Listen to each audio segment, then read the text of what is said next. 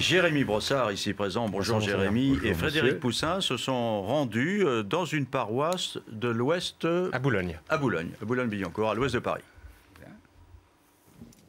Le père Barthélemy a 32 ans, jeune prêtre aujourd'hui en charge de la jeunesse dans cette paroisse de l'Ouest parisien, amateur de cantiques mais aussi des Pink Floyd.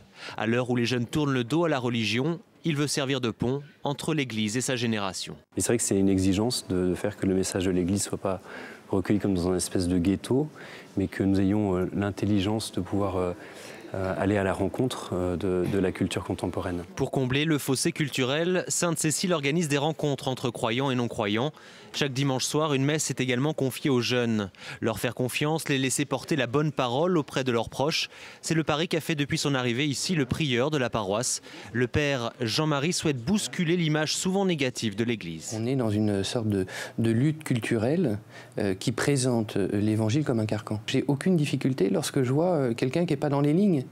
Ce qui est important, c'est justement, c'est pour ceux qui ne sont pas complètement dans les lignes que le Seigneur est venu. Symbole de cette volonté d'ouverture et de dialogue, ce bar installé au sein même de la paroisse, un espace de convivialité entre jeunes, loin des vieilles salles paroissiales. Il faut passer du temps avec eux, parler parfois du Christ, mais parfois aussi simplement de leur vie étudiante, du dernier film qu'ils ont été voir.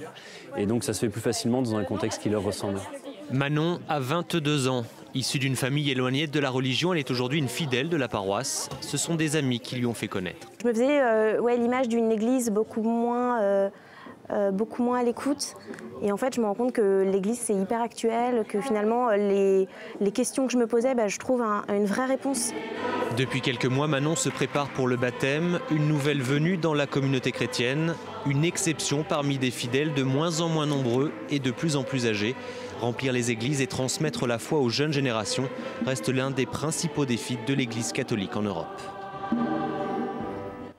Jérémy. Alors, Monseigneur, on voit dans le reportage le père Jean-Marie qui regrette que l'évangile soit souvent perçu comme un carcan, une série d'interdits. Dans La Croix, ce week-end, une enquête révèle que 42% des catholiques disent avoir du mal à vivre leur foi. Des jeunes catholiques. Est-ce que vous n'avez pas peur, finalement, que l'Église perde complètement le contact avec la jeunesse d'aujourd'hui ? Je ne crois pas que nous perdons le contact avec la jeunesse d'aujourd'hui, puisque nous sommes une des rares organisations, je parle évidemment en dehors de l'éducation nationale, qui n'est même plus une organisation, mais qui est un univers.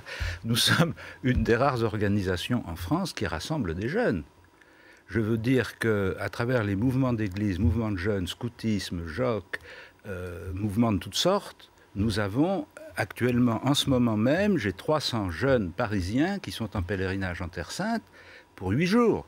C'est-à-dire, nous sommes une des rares organisations qui touche massivement des jeunes. Alors, on ne touche pas toute la jeunesse, on n'a pas l'ambition de rassembler l'ensemble de la jeunesse, mais il faut avoir présent à l'esprit qu'aujourd'hui, il n'y a pas beaucoup de gens qui ont le contact avec des jeunes, le contact réel. Alors, on voit dans le reportage que la paroisse en question a mis en place un bar pour gagner en convivialité. Est-ce qu'il n'y a pas aussi un problème de convivialité à l'intérieur des églises, une liturgie un peu lente, parfois austère, un peu froide? Ça peut paraître, peut-être vous pouvez le comprendre, un peu rébarbatif pour des jeunes d'aujourd'hui, non? Oui, mais enfin, vous avez remarqué quand même qu'ils n'ont pas mis le bar dans l'église. C'est pas tout à fait la même chose. Et des espaces de convivialité, je pourrais vous citer 15 paroisses à Paris où on a fait la même chose, ou des choses analogues. C'est très bien. Et c'est vrai que nous avons besoin que nos assemblées du dimanche soient plus conviviales et suscitent plus de relations entre les chrétiens. C'est pour ça que depuis 2 ans, j'ai appelé les paroisses de Paris à faire chaque année 2 assemblées paroissiales pour débloquer, décongeler, si je puis dire, les relations entre les gens qui viennent à la messe.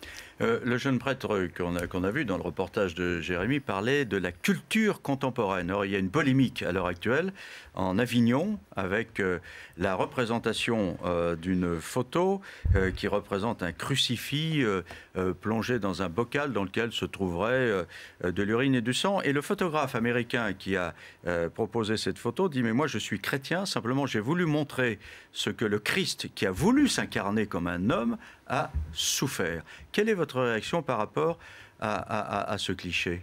J'ai 2 réactions. La première, ça montre précisément que nous ne sommes pas en Amérique. et donc que les différences culturelles existent, et deuxièmement qu'il y a une question de niveau de lecture.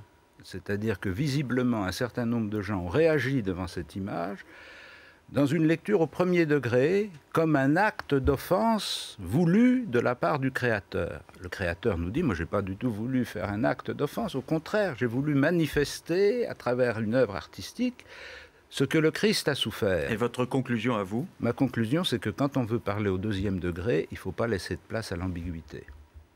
Bien, nous allons passer maintenant à la troisième séquence de cette émission, l'interview du journaliste du Point, Emmanuel Beretta, dans 2 minutes. Merci.